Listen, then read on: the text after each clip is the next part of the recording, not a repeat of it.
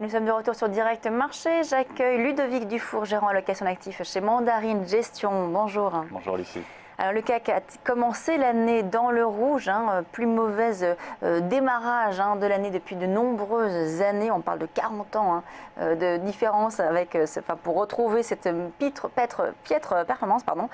En début d'année, perte hebdomadaire de 6,5%.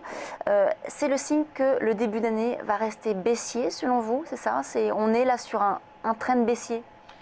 Non, notre approche, c'est pas que cette première semaine sera dans la lignée de l'année 2016. Au niveau de la volatilité qu'on vient de connaître, malheureusement, oui, c'est quelque chose qu'on va voir assez souvent. En revanche, le scénario qui est actuellement valorisé par le marché, c'est le hard landing chinois. Ouais. C'est la Chine va faire 4%. C'est pas notre vue. Je ne pense pas qu'on puisse aujourd'hui tirer ce genre de conclusion. Par contre, il y a définitivement, clairement, des questions à se poser sur le fait de la croissance que réalisera la Chine cette année. Et c'est vrai qu'on a eu quand même des signes plutôt inquiétants. Là, ce week-end, notamment l'inflation. On voit que finalement, toutes les mesures prises par les autorités chinoises, on a l'impression qu'elles n'arrivent pas à contenir cette économie.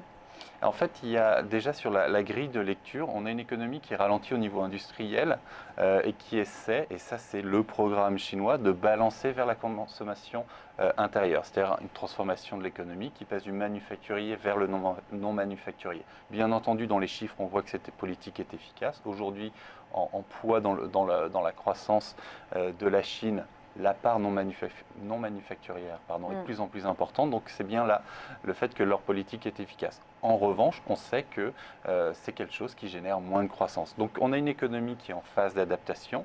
La question c'est est-ce qu'on pense qu'il y a une capacité à réussir cette adaptation sans choc majeur, donc petit à petit réduire sa croissance parce que le potentiel est moins important, mais sans heurte, c'est un peu notre vue. Mais quand on voit la dévaluation du yuan, là, finalement c'est aussi un aveu d'échec quelque part, le fait de devoir baisser sa monnaie pour contrecarrer les importations, favoriser sa propre économie en fait. Alors, c'est un aveu d'échec ou de l'ajustement. On ne peut pas, dès le début, tirer les grandes lignes et savoir où on va aller. Donc, ils ajustent, d'autant que le yuan était en grande partie impacté par la forte hausse du dollar. Donc, il y a une partie de la dévaluation qui est simplement le jeu de dire « non, nous, on ne va pas aussi vite ». Et derrière, redonner un peu des bandes de fluctuation. Également, le jeu de dire « arrêtez de simplement regarder le yuan par rapport au dollar, mais maintenant, et le FMI les a un peu aidés dans ce sens-là, par rapport à un panier de devises, et ensuite ils ajustent les choses. Bien entendu, par rapport certainement aux vues initiales qu'on pouvait avoir sur la Chine, l'impact du ralentissement industriel est un peu plus prononcé qu'attendu, donc il est nécessaire de faire quelques mesures. Jouer sur sa devise est l'une de ces mesures.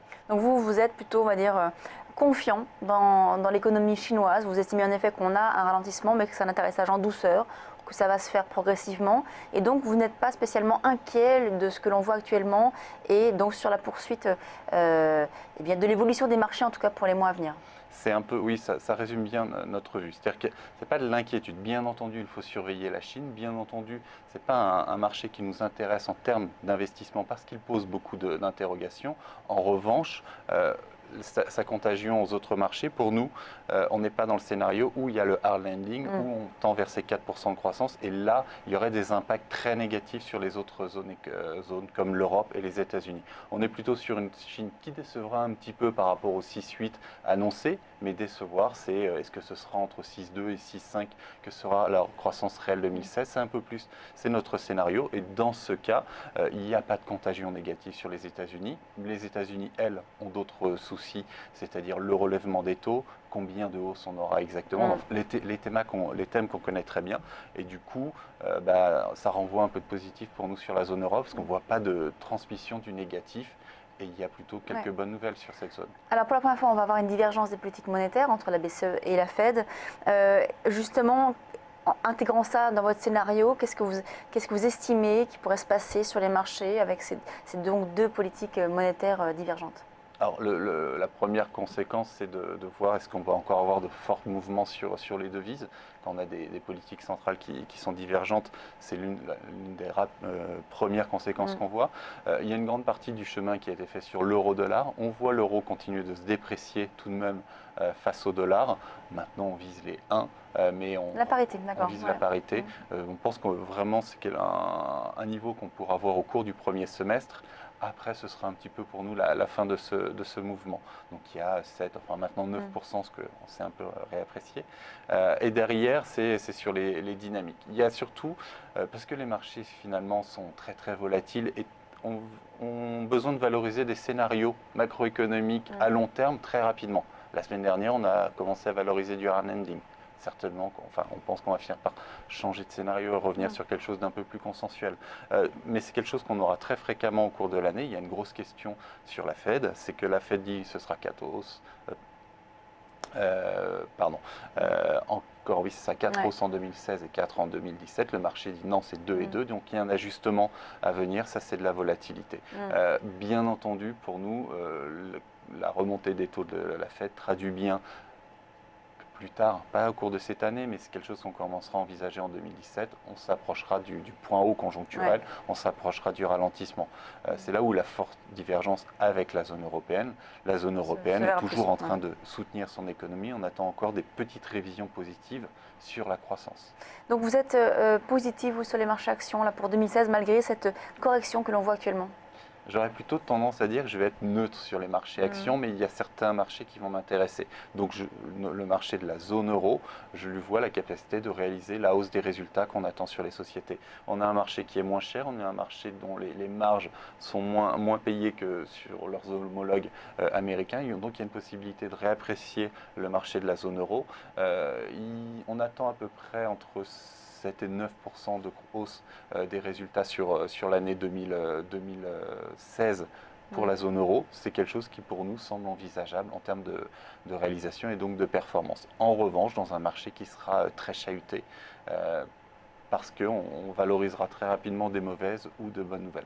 Mais en face de ça, ce qu'on met, c'est pour ça que c'est un neutre plus sur ces marchés des actions, c'est que ça va être compliqué à cause de cette volatilité, mais on ne pense pas qu'on va basculer du côté où ça casse.